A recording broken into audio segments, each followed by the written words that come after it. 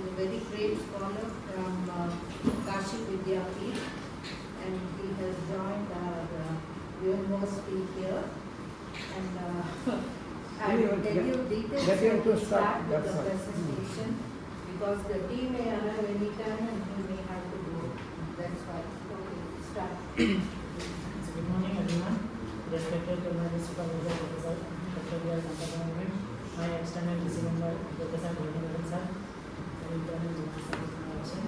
So He is in a meeting there. Heads of meeting. Don't say he is absent. He is busy elsewhere. Come on. Talk loudly. my topic is Advaita in Ashtavakra Gita. So in this topic I have divided four chapters. Excluding introduction and conclusion. First chapter is Different Gita, and second is structure and content of the Ashtavakra Gita. Third is philosophy of Advaita, and fourth is Advaita in Ashtavakra Gita. So I'm going to start. Introduction. Since time immemorial, the ancients have showed the nature of the supreme reality. Indian rishis have significantly contributed to Indian philosophy and its culture, offering profound insights and teachings that have greatly influenced our understanding of the world and all the phenomena contained therein. Throughout history, a seeker's desire to ascertain whether reality is one or many has resulted in the emergence of various schools of thought to address this profound question. The rishis assert that truth is one, but that is expressed diversely.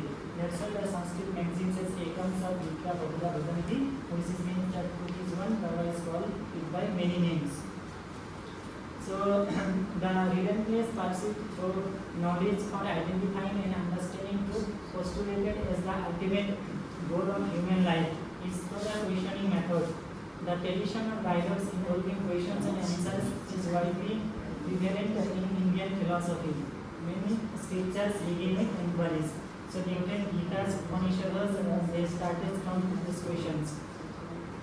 So my objectives to identify and understand the concept of Advaita presented in the Ashtavakra Gita, to explore the implications of Advaita teachings for self-realization and liberation, to examine the Ashtavakra Gita's interpretation of Brahman-Atman relationship, to analyze and interpret the slokas of Ashtavakra Gita for gaining a comprehensive understanding of its philosophical teachings. Methodology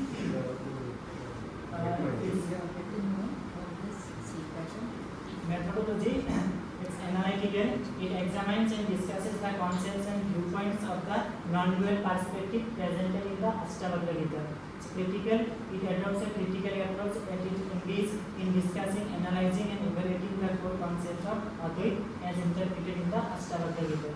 And historical is also because it influences the Mahabharata. So chapter 1 is different Gitas. The Gita means song or verse. There are different Gitas which are collection of powerful points imparting rationing, philosophy, religion and ethics. The Gitas are in the form of dialogues and they convey religious and philosophical doctrines. So the most remarkable and widely recognized among them is the Bhagavad Gita, which is very popular, which holds a significant place in Hindu tradition. The Bhagavad Gita is a dialogue between Lord Krishna and Arjuna, imparting teachings of philosophy of sadhanas and also Buddhism and all others. Then the Gitas through the dialogues and discussion inquiries into and investigate many phenomena like reality, soul, truth, error, ignorance, bondage, liberation, ethical conducts. These kinds of things discuss different Gitas. And these Gitas embedded in the Bhagavad and great epics like Gitas and collection from different Mahabharatas, Ramayana, Itihasa, Puranas, Yoga Vasistas and etc.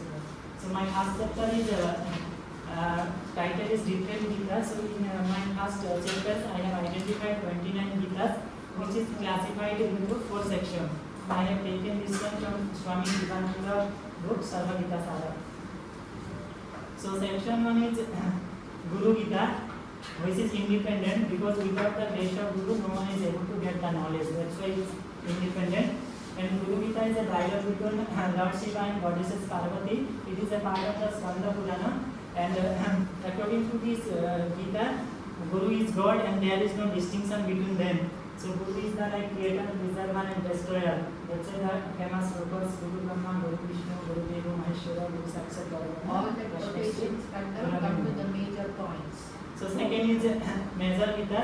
It talks about Ashtavakra, Avadhuta and Bhagavad Gita. It is called major Gita because it talks about the highest Advait and Bhagavad Gita explains the sadhanas. So Ashtavakra I will come in the second chapter. Now Avadhuta Gita, its authors by says Dattatreya. Avadhuta means son of the every son. So this Avadhuta Gita talks philosophy of Advait, and according to Gita, this Brahman is the highest and supreme. Then Bhagavad Gita is a part of the Vishnu Parva of Mahabharata and the dialogue between Lord Krishna and Arjuna. It discusses the different topics like Shadharma, Nishtha Dharma, Moksha, Jnanamarg, Karmamarg, Bhaktimarg, Sthita Paita and Trigunas like Sattva, Rajas, Tamasa, Guna, Prakriti. Then section 3 it's called Minor. व्यापक not व्यापक व्यापका Section 3 is called Minor Gitas. These Gitas explain as a briefly Advaita Vedanta. noted है ना Even because we put only Prakasha, we put A.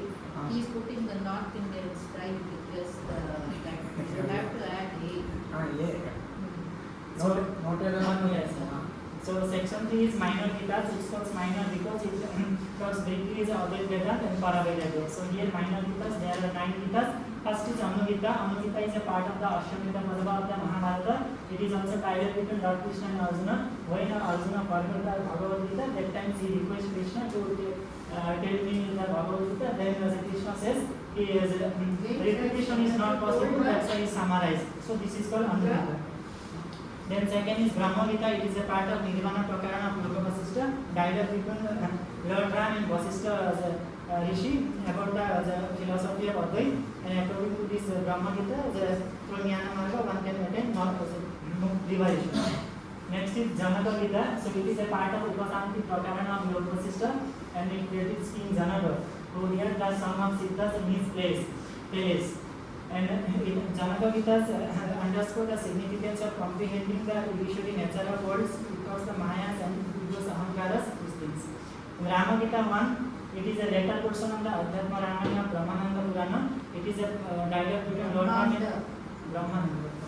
Not Brahmananda, Brahmanda. ब्रह्मांड not ब्रह्मांड. So it is a dialogue between Lord Ram and his brother Lakshman. It talks about the Jiva, Maya, Avidya, Brahman. These concepts. So next is Rama Gita 2. So it is mentioned in the Upasana Kanda of second part of Taptasarayana, and it is dialogue between Lord Ram and Hanumana. It talks about the Yoga, Bhakti, Jnana, it's Vairagya Yoga from the Advaita perspective. Then Ribhu Gita, it is a section of the sixth part of Shiva Rahasya Purana. It's a dialogue between Sage Ribhu and his disciple Nirago. Main philosophy is philosophy of Advaita. Central teaching is Advaita philosophy. And according to this Ribhu Gita, the entire universe is nothing other than consciousness. Next is Siddha Gita. Siddha Gita is a part of Upasanti Prakarana of Yoga Vasishtha. It is a song sung by many Siddhas near the palace of King Janaka, Videha. So Siddhas incarnates as human form to illuminate the paths towards righteousness, and in Bhagavad Mahapuran, the Kapila Muni is one case of Siddhas. Uttara Gita, it is a supplement to the Bhagavad Gita. Some 27 scholars would say Uttara Gita is a part of Ashwamedha Parva of Mahabharata. So it is also dialogue between Lord Krishna and Arjuna about the science of Brahma. Then Vasishtha Gita, it is a part of Nirvana Prakarana of Yoga Vasishtha, dialogue between Sage Vasishtha and Lord Rama, covering the topic of liberation, creation, distribution, the world, non-duality, consciousness, etc. Then section 4, it talks about the miscellaneous Gitas. So here there are 16 Gitas. So it contains invaluable teachings on vital spiritual subjects and enlightened advice on sadhana. Miscellaneous Gitas offer guidance on Guru Bhakti, Vichar, Niti Shastras, Vairagyas and other concepts. First is Bhagavad Gita. It is a part of the Vana Parva of Mahabharata and is a dialogue between Indra and Rishi Bhakra. So Bhakra says it is very painful to live a long life surrounded by unpleasant things, to lose the company of loved one and to spend time with good people. There is no greater joy for a person than to cook simple vegetables in their home free from unpleasant companies. Then Bhiksu Gita, it is a part of Skanda 11 of Srimad Bhagavad. It is a conversation between Lord Krishna and his friend Uddhava. The Bhiksu Gita teaches us how we can develop the virtue of tolerance through the control of mind. Attachment, according to this Gita, attachment is the bondage and detachment is the liberation. Then Gopi Gita, it is a part of Skanda 10 of Srimad Bhagavatam. The profound meaning of Gopi Gita is the union of individual souls with supreme souls, and it talks about the unconditional love, bhakti. And then Hamsa Gita, it appears in the Skanda 11 of Srimad Bhagavatam. It is a dialogue between Lord Vishnu symbolized as one, that's why it's called Hamsa. So it Vishnu and his and the son of the Brahma, Sanakari Rishi, right? Sanat Brahma, Sanatan, 4 rishis are there. So Hamsa Gita serves as a brief explanation. It talks also the philosophy of Vedanta and covers different topics of reality, self, consciousness, etc. Then Jivanamukta Gita, the state of liberation while an individual is attained is called Jivanamukti. Jivan Mukti, not Jivan Mukti. Some pronunciation. Okay. A Jivanamukta is always free from dualism like discipline or jhana, dissonance, life இங்க ஏ போடுமா அங்க போடல இங்க ஏ போடுற What that is the Jivanamukta realize the Mahavajra Brahmasmi. Try to say Jivan. Jivanamukta. When Kapila Gita, it appears in the Skanda 3 of Srimad Bhagavatam. Kapila Gita is a dialogue between Mata Devabhuti and son Kapila about bhakti. So Devabhuti she is a queen of Pradhan Prajapati. She got lot of material desire in her life, so she wanted to release from the material desire. So Kapila teaching the bhakti, one can get the liberation, and also talks the Ashtanga Yoga. Moksha means liberation from the ocean of birth, death and rebirth. So out of 4 Bodhisattva, so moksha is the ultimate. So different scriptures talk about like Jnana Marg, Karma, Bhakti Marg. Then Nahusa Gita, it is a part of the Vanaparva of Mahabharata and a dialogue between Nahus and the king Yudhishthir. So one can get the Brahmanic status through the virtuous deeds, not the by birth. So every individual wants right to participate in the yajnas and education. not Brahmin status. Brahman status Brahman and status. Brahmin also. The knowledge is the Yajnopavita, he says. So Karma one can get the highest status. And marriage should not be organized, marriage should be open everyone, so love transcended all boundaries, so it talks about the cashless societies. Narada Gita is a part of the Santi Parva of Mahabharata, so it is a dialogue between Devarsi Narada and the Sukadeva about the topics of passion, detachment, relinquishing ego. Then Pandava Gita, it is a collection of the prayers and its different hymns and are drawn from the various passages of Puranas and the Mahabharata. Then Rishabha Gita, it's located in the Rishabha Gita, it's located in the Skanda 5th of Srimad Bhagavatam. Rishabha delivers this Gita as he imparts eternal truths and guides his children towards liberation for the betterment of the world. Then Soma Gita, it is a section of Aranya Parva of Mahabharata. It is a conversation between Sage Sonak and King Yudhishthir about knowledge, karma, etc. Then Shruti Gita, it's found in the Skanda 10 of Srimad Bhagavatam. Is a prayer to Lord Narayan, offered by Shruti. Shruti means which is clear. It explains the fundamental principle of Vedanta, the Atma is eternal and absolute consciousness. Then Vyada Gita, it's located in the Vanaparva of Mahabharata. It is a philosophical and ethical discussion. It is a dialogue between knowledgeable Brahmin Kaushik and a spiritual, which is not Vyada. The Vyada Gita is a hunter from the Mithila, teaches the Kaushika, the nature of Dharma, Ahimsa, spiritual guidance, etc. And Shadharmas also. And this Gita teaches what is worship. Then Yudhishthir Gita is a part of Vanaparva Mahabharata, Yaksha and Yudhishthir dialogues, and it covers the topics of Dharma, justice, philosophy. Then Yugal Gita, the gopis sing a beautiful duets in the Skanda 10 of Srimad Bhagavatam, where Lord Krishna plays the divine flute. The minds of the bull, deer and cow are entirely captivated. They seem like the statue, some even the statue to eat the grass in their mouths. So it also talks about the dignities of the bhaktis. Yugal Gita. Then next is second chapter is structure and content of the Ashtavakra Gita. Ashtavakra Gita is a part of the Vanaparva of Mahabharata. There are 298 slokas and 20 chapters. It is a dialogue between sage Ashtavakra and King Janaka. So Ashtavakra Gita talks about the philosophical questions like what is happiness, what is the cause of suffering, what is the ultimate goal of life, how can it be attained, what is the nature of the world, what is the bondage and liberation, and also who am I? These kinds of questions Ashtavakra Gita discuss. Then now question is came to who is Ashtavakra. Says Ashtavakra is known for his profound wisdom and philosophical insights, unique understanding, and trademarks his life story. So highlighted that he is an extraordinary wisdom from a young age. So Ashtavakra, there are different stories, but three stories is very famous of Ashtavakra Gita, and it is located in Bhagavata Mahabharata. During the 12-year exile of Pandavas, Maharshi Romas told the story of Ashtavakra to King Yudhishthira. So since Udalaka has two children, one is Chetavritu, one is Sujata. In his ashram, he had a favorite disciple named Bahura. He is very well versed in the mantras, Vedas.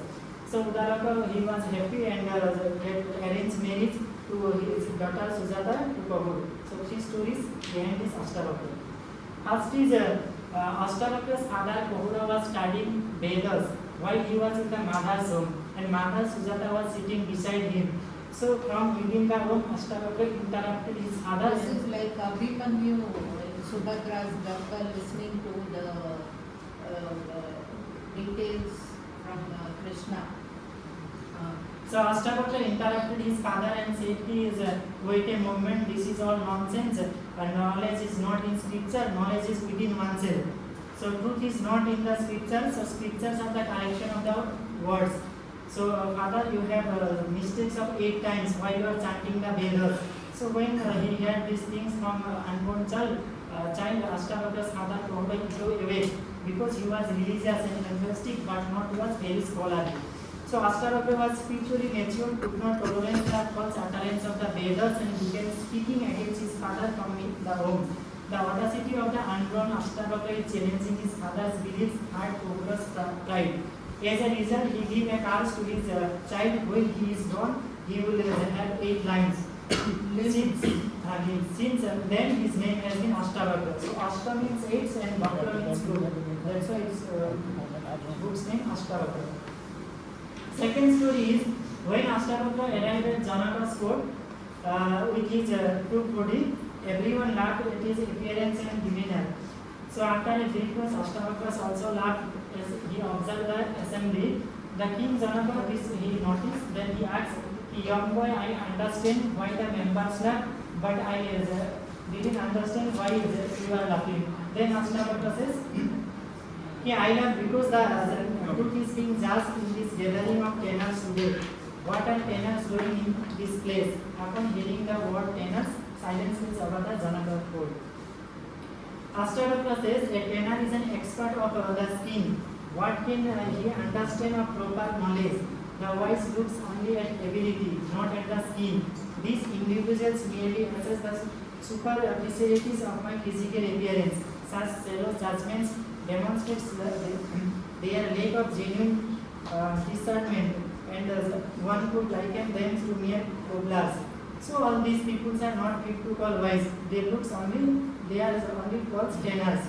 Just as the form of a temple does not affect the akasa, like the bends of the physical body does not appear the atman. Third story is King Janaka has read the different scriptures about self-knowledge. One of the book is says self-knowledge is very easy.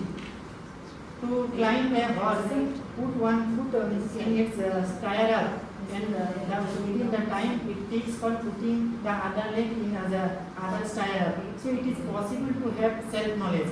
So King Janaka was very curious and he was mumukshu and had a scientific mind, so he wanted to test if this was true instead of just believing it. So when Ashtavakra heard this, he went to King Janaka's court and accepted the challenge, stating that he would prove this statement. Then as Janaka placed one foot in the horse stirrup, Ashtavakra asked Ashtavakra asked Janaka to tell me what you studied the scriptures. Then King Janaka repeated the same. Ashtavakra says, this is true, but what next?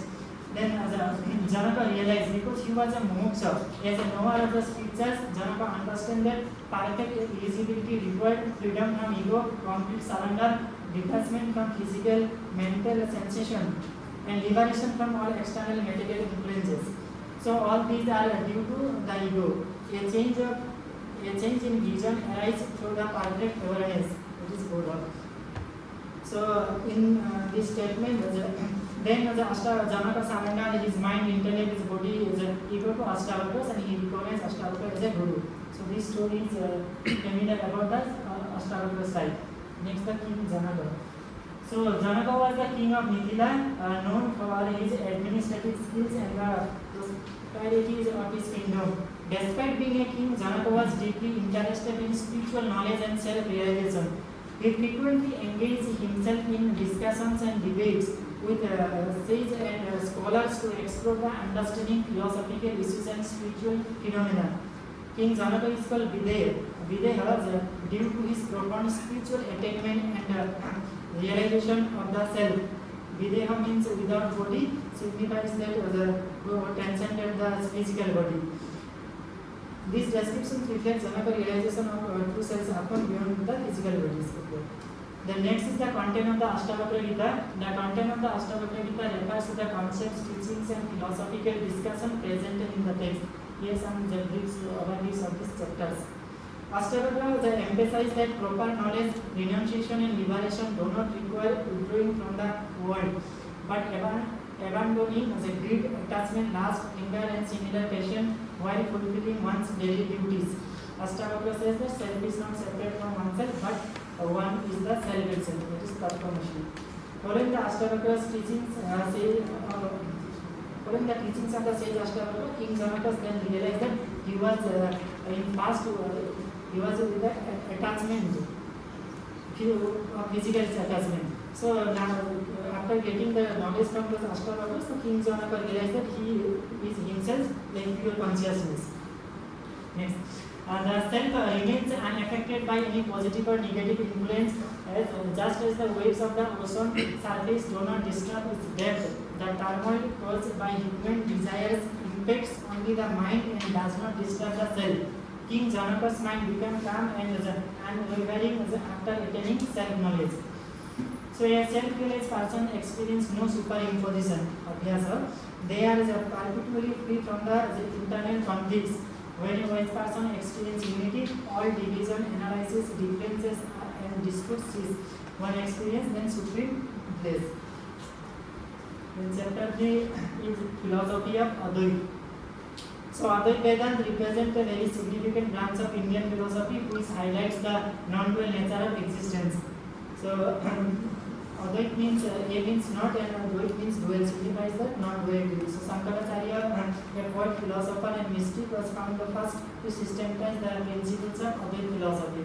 So Shankara teachings seek to provide a coherent interpretation and synthesis of this Upanishad. So Vedanta also knows this was Pastana Trayas, which is called Brahma Sutras, Bhagavad Gita, and Upanishad. So in these chapters, I have explained 5 main concepts: is Brahma, Sattatraya, Adhyasa, Avidya, and Jivanamukti. So, Brahman is the primary concern of Advaita Vedanta. Brahman originates from the Greek, which signifies the abode or the growth, which means that the great or supreme. In Shankara's Advaita, the core teaching is known that Brahma Satyam, Jagat Nitya, Jivu, Brahma, Vedako, Nakara. So means that Brahman alone is real and the world is illusion, individual self is nothing other than Brahman. So Brahman represents the ultimate truth, which is known as Satchitananda, and according to the philosophy, Nirguna Brahman is the highest, and Brahman is devoid of Sadatya, Vijati, and Sadatya.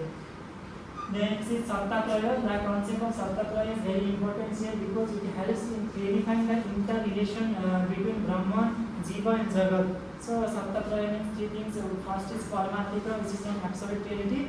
So according to Advaita, Brahman is the Satchitananda. So Brahman is the supreme and Paramarthik, which is transcending all Nama, Rupas, and Gunas, which is known as Trikara Avadita.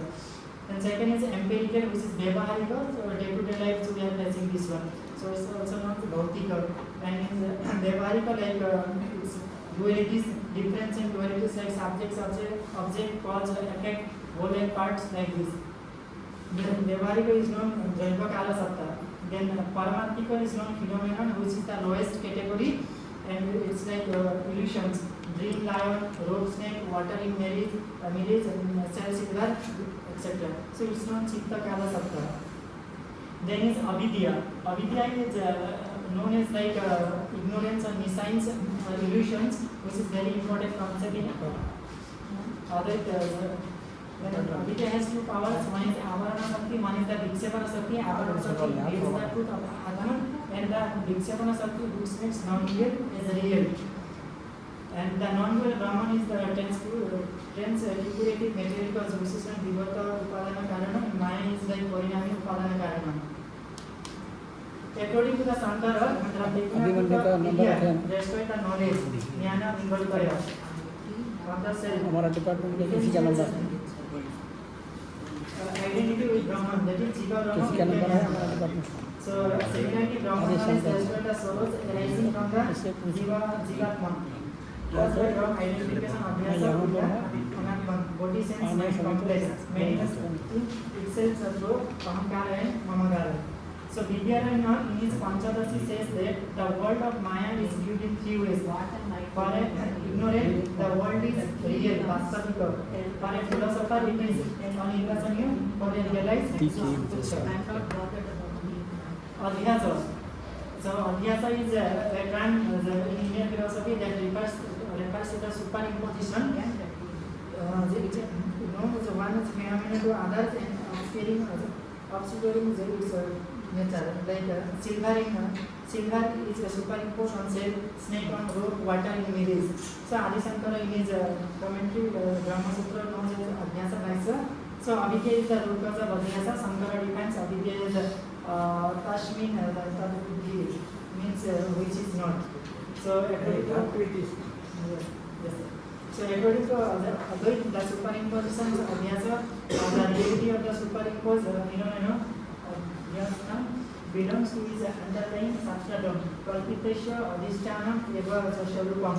Therefore, there is unequal reality, Vishama Satta. For example, rope snake arrow, the snake has the phenomenal reality, that is Pratirasika, and rope has the empirical reality, that is Vyavaharika, and Brahman is Paramatika. In an ignorant person, Adhyasa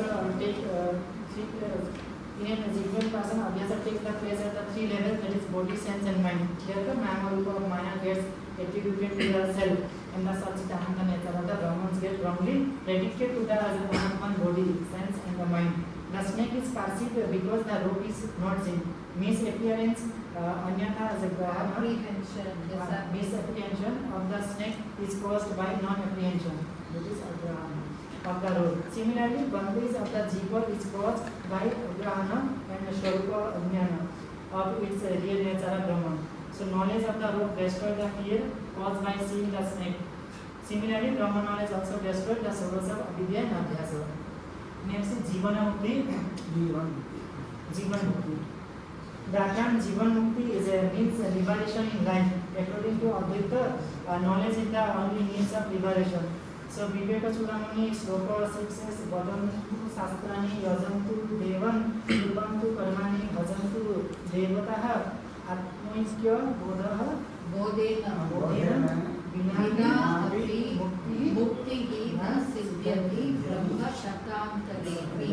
So this means that one can study different scriptures, get sacrifice of words, but without realization, liberation is not possible. The sadhanas in Advaita for moksha demands that Uttama Adhikari possesses the sadhana chatushtaya, like Vijayaka, Vairagya, Sarsampati, then Mumuksha, and also through Jnana like Shravana, Manana, Nididhyasa. For attaining Atmanyana, a Mumuksha should practice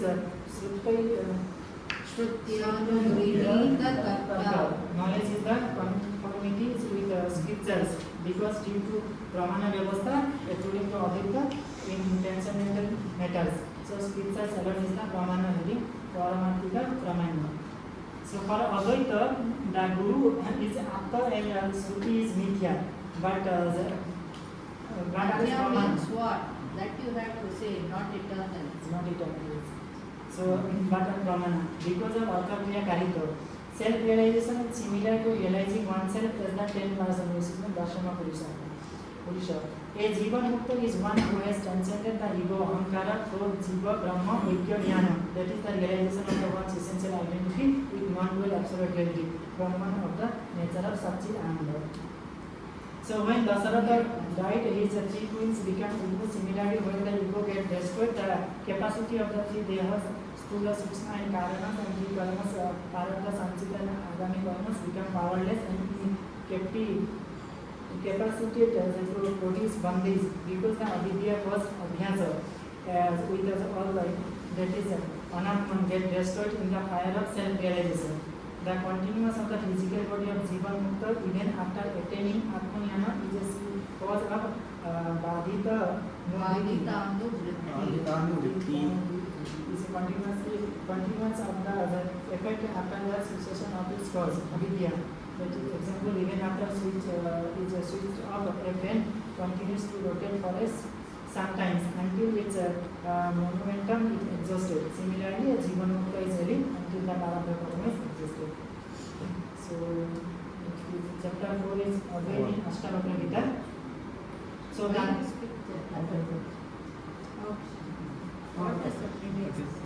Advaita in Ashtavakra Gita. So the dialogue between Snake Ashtavakra and King Janaka Medila truly presents the philosophy of Advaita. Ashtavakra asserts the principles of non-dualism, which state that eva bhavam bodha asati bhavishyate, which means that only one thing has exists and will exist in the ocean of being. The essence of non-dualism permits the entire discourse of the Ashtavakra Gita. According to the Ashtavakra Gita, the fundamental nature of the whole universe is Brahman, which is alternately known as Atman. The text describes the oneness and distinguishability of the Brahman, Ishwar, Atman, Jiva and Jagat, establishing the doctrine of Advaita by refuting all forms of dualism. The Supreme Self illuminates the sun, moon, planets and stars. After attaining self-knowledge, Janaka's experience non-duality and his sense of duality vanished. The destruction of the world from the Brahman to grass does not affect the self's existence. So enlightened person, that is Jivanamukti, never express sorrow even while residing in the world, because from their perspective the whole universe is an expansion of the same self. The Supreme Self is omnipresent. Just as a reflection extends over the mirrors, interior and exterior, the Supreme Self exists everywhere, within and beyond the body. Just as the soul pervades everywhere, like this Atman also pervades everywhere. An enlightened person always remains calm and no thought waves arise.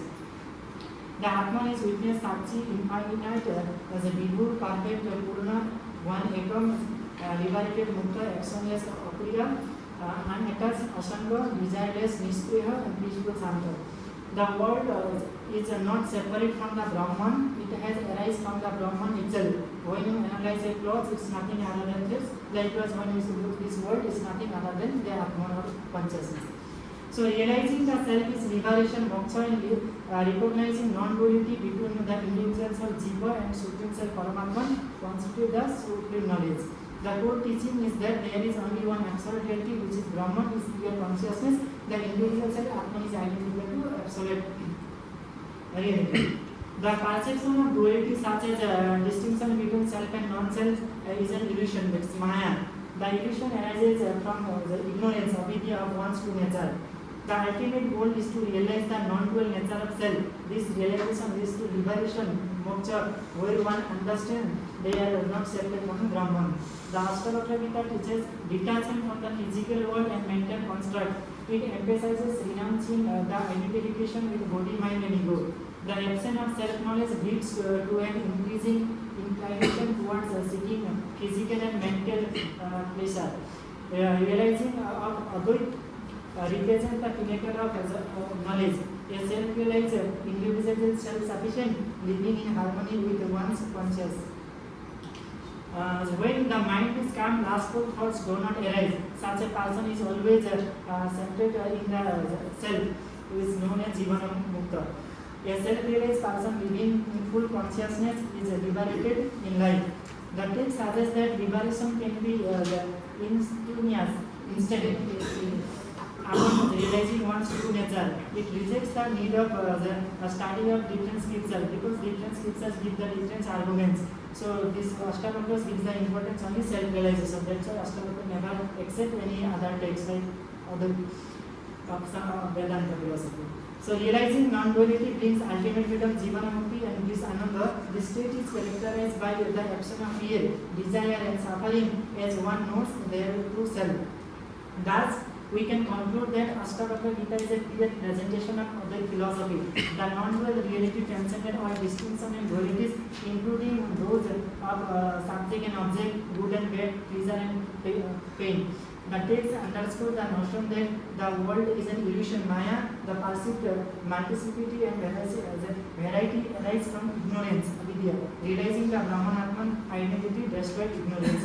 So these points clearly illustrate that as Ashtavakra Gita enters embodies and has accomplished the principle of Advaita philosophy. And also the importance of self-realization. Thank you.